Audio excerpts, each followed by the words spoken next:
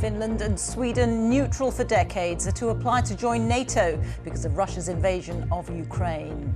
As NATO foreign ministers meeting in Berlin urged a rapid accession for the two countries, its Secretary General said this was a seminal moment.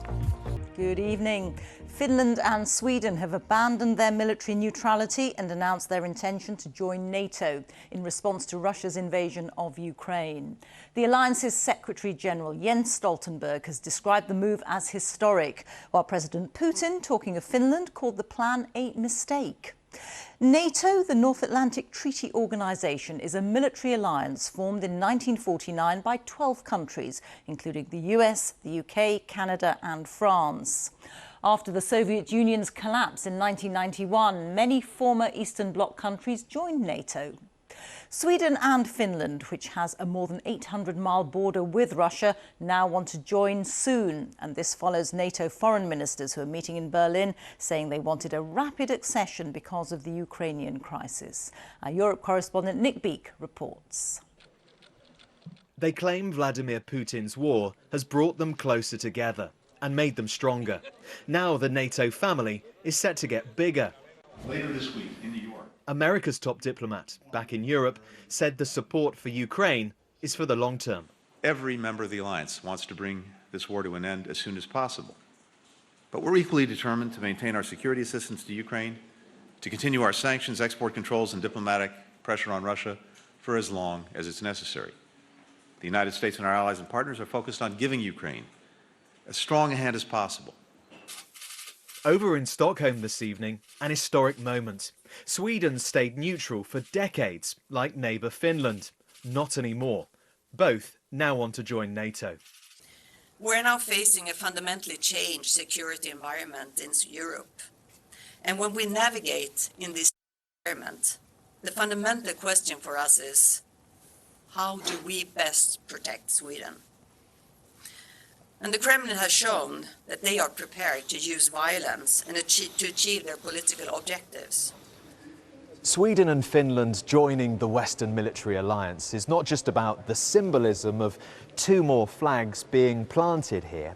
It would double the length of the land borders between Russia and NATO countries. It's the sort of expansion that Vladimir Putin was desperate to avoid.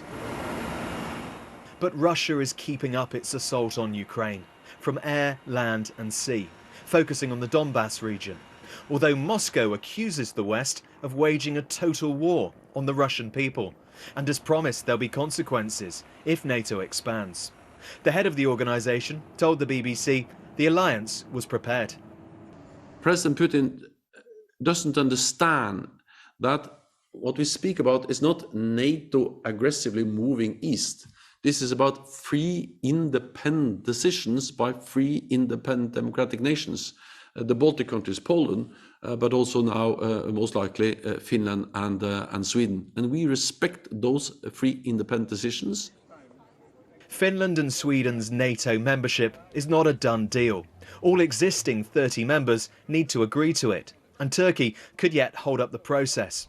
But many allies are now promising to fast-track these applications in the face of ongoing Russian aggression. Nick Beake, BBC News, Berlin. So what is the situation within Ukraine itself on this day 81 of the war? Let's take a look at what's been happening. In Mariupol, besieged and bombarded for weeks, relentless Russian attacks are continuing.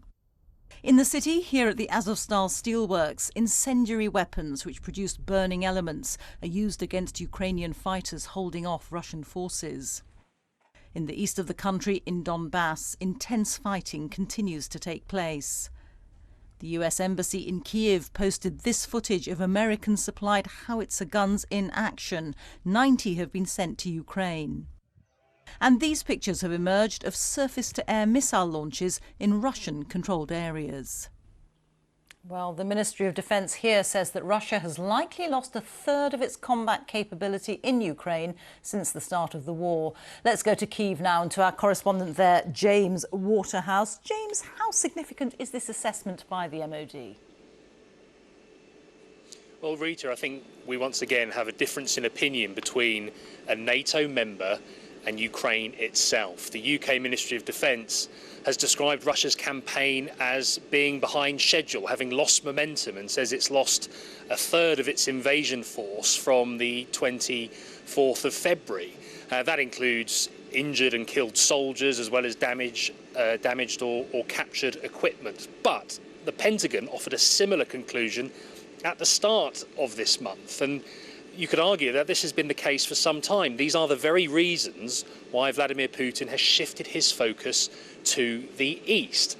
And then you look at what President Zelensky is saying. He's described the situation in that Donbass region as being difficult. The Russians have made a number of advances today, still in that area, and you just have to look at Mariupol. President Zelensky has admitted he doesn't have the military capability to free that besieged city, and you can be sure that Vladimir Putin will continue to try and carve out something that resembles a victory.